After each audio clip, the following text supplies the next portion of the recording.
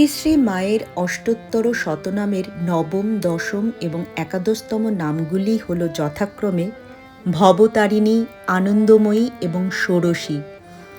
একদিন রাত্রে শ্রীরামকৃষ্ণের পদসেবা করতে করতে শ্রীমা তাঁকে প্রশ্ন করেন, আমাকে তোমার কি বলে মনে হয়?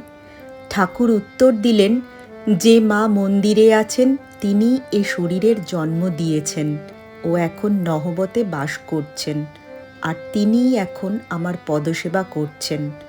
সাক্ষাৎ আনন্দময়ী রূপ বলে তোমায় সর্বদা সত্য সত্য দেখতে পাই।